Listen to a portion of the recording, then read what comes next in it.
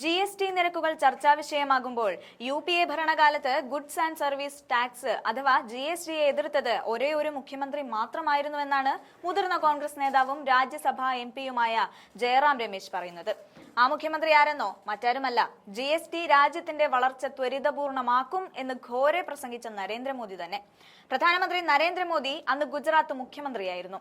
2006 മുതൽ 2014 വരെ 8 വർഷം ഒരേ ഒരു മുഖ്യമന്ത്രി മാത്രമാണ് GSTയെ എതിർത്തിരുന്നത്. പിന്നീട് അയാൾ പ്രധാനമന്ത്രിയായപ്പോൾ നിലപാട് മാറി എന്നാണ് ജയറാം രമേശ് പറയുന്നത്. 2017 GSTയുടെ മിശിഹായായി നരേന്ദ്രമോദി ഉയർന്നെന്നും അദ്ദേഹം പറയുന്നുണ്ട്.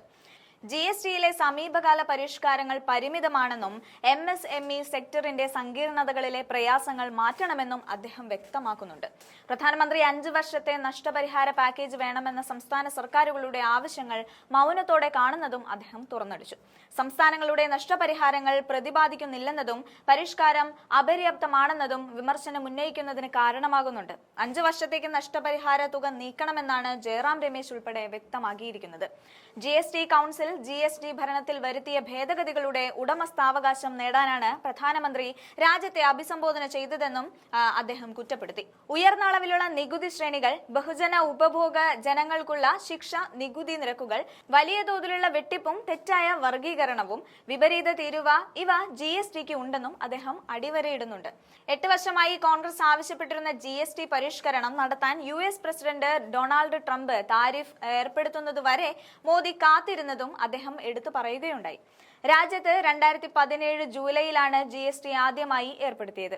അന്ന് രാഹുലും കോൺഗ്രസും അതിനെ ഗബ്ബർ സിംഗ് ടാക്സ് എന്ന് വിശേഷിപ്പിച്ചു. അത് നല്ലതോ ലളിതമോ ആയിരുന്നില്ല. നോട്ട് നിരോധത്തിന് പിന്നാലെ നമ്മുടെ സമ്പദ് വ്യവസ്ഥയ്ക്കേറ്റ രണ്ടാമത്തെ ഷോക്കായിരുന്നു. 8 വർഷത്തോളം അവർ ഞങ്ങളെ വിശ്വസിച്ചില്ല.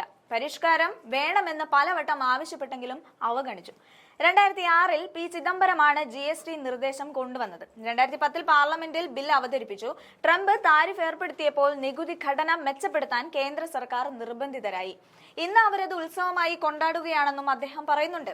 അല്ലെങ്കിലും തെരഞ്ഞെടുപ്പും വോട്ടർ പട്ടിക ക്രമക്കേടുമൊക്കെ BJPയുടെ നട്ടെല്ല് ഒടിച്ചിരിക്കുന്ന അവസ്ഥയിൽ ഇത്തരം പരിഷ്കരണങ്ങൾ ഇല്ലാതെ മുന്നോട്ട് പോകുക എന്നത് മോദി സർക്കാരിനെ സംബന്ധിച്ച് ബുദ്ധിമുട്ട് തന്നെയാണ്. അതുകൊണ്ട് തന്നെയാണ് അംഗീകരിക്കാത്ത മോദി പോലും പ്രധാനമന്ത്രി സ്ഥാനത്തേക്ക് ചേക്കേറിയപ്പോൾ GSTക്ക് പിന്നാലെ പായുന്നതിനുള്ള കാരണവും.